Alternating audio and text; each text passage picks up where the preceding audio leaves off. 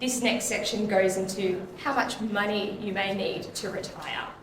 Now, there's no golden figure that applies to every person. However, these next few slides will give you an idea of the average person's lifestyle and how much they would need in income per year to maintain that lifestyle in retirement.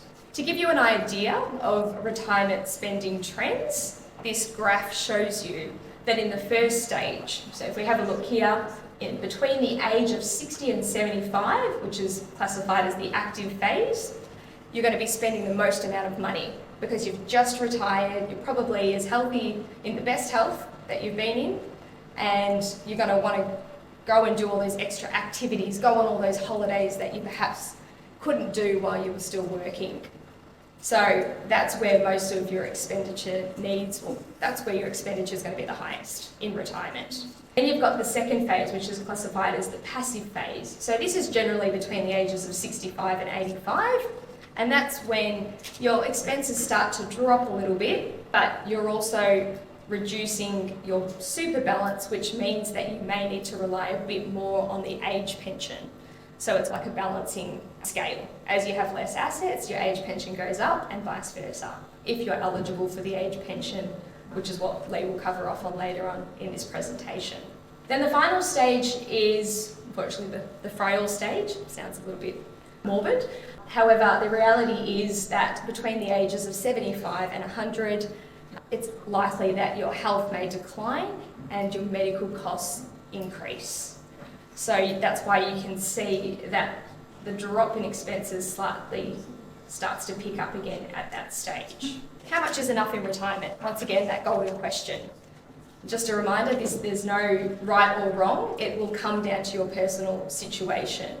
If we look at statistics across the board in Australia, we've got a comfortable lifestyle and how much you'll need in terms of an income. So if we have a look at the left-hand side here, for a comfortable lifestyle, in order to receive around $70,000 per year in a couple, so if you're a couple and you want to live a comfortable lifestyle, it's about $70,000 a year that you will need. So that means that you need to have a rough super balance of around $690,000 as a couple. When it comes to being a single, to have a comfortable retirement, you need to be receiving around $50,200. So that is about $595,000 in terms of your super balance. If we look across to the modest side, so if you want to live a modest lifestyle, now on the next slide I will explain the differences between a comfortable and modest lifestyle.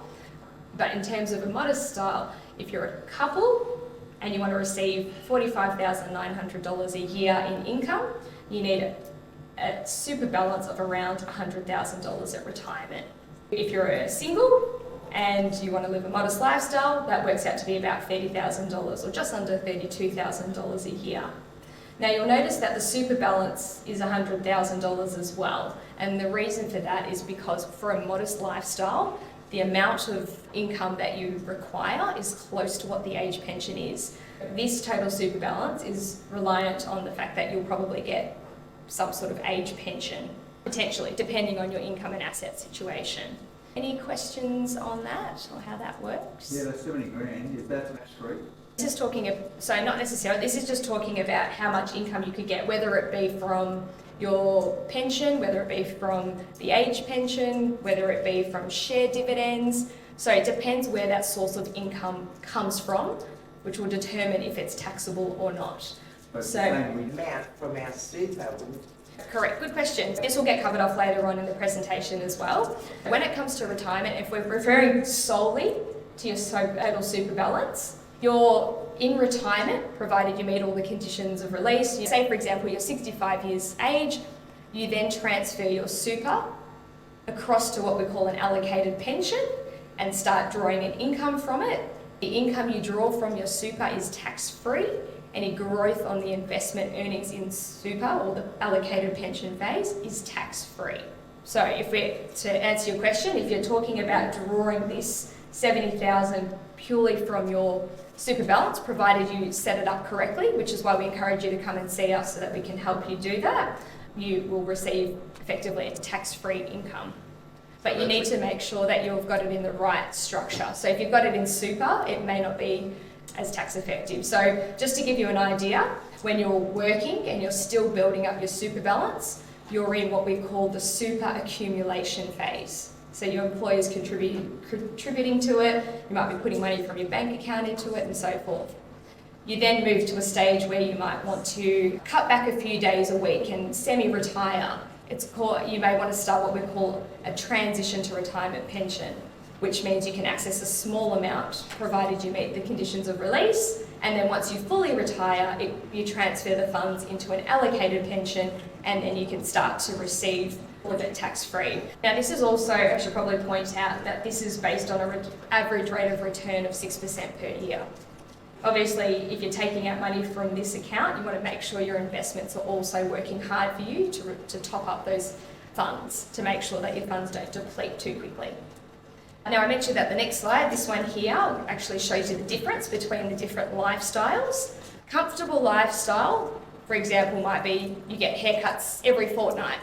I was saying earlier to my work colleagues, that's a bit like my husband. He's a bit precious and likes to make sure he's kept well, and every 2 weeks he's at the hairdresser getting his hair done. That might change a little bit later on in life. Whereas a modest lifestyle, which is the second column here, is you might say, I'll get a haircut once every month or every 2 months, as opposed to somebody who is just purely living on the age pension because they have no income and assets. They might say, I'll just cut my own hair. The differences in the lifestyle that you want to live will determine obviously how much income you need and also how much of a super balance you need at retirement. An Australian who is 65 years old today is said to live for another 20 or so years on average for a male, and just under 23 years on average for a female. So that's potentially another 20 years from now, and that sort of ties in with the figure that I mentioned at the beginning in terms of we're living longer, we're in retirement for longer, we need to make sure that our super is going to last. All right, another important consideration when thinking about retiring and how much money you might need is whether or not you want to support family members, whether it be adult children, grandchildren, siblings, or even your parents. These are all additional expenses that you may want to think about and perhaps discuss with an advisor or family to determine whether or not it's an additional thing you need to add to your retirement plan. By speaking to an advisor, all these little areas that you might not think of, I guess that's where we come in and we can actually make sure you're ticking all the boxes to make sure that you're putting in place a sound financial plan and there's not going to be any surprises. So we've now spoken about potentially when you may be able to retire, how much income you may need in retirement, and now we're moving on to a question that we get quite often from a lot of our clients, and that's, should I be repaying my home loan debt off, or should I be putting that money into super instead?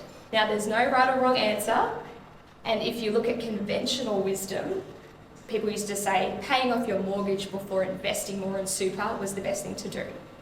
However, there have been super contribution caps that have been introduced, which means that gone are the days where you can say, all right, I'm just about to retire, so I'm going to vamp up my super fund now and put $500,000 into super. You cannot do that anymore due to the contribution caps.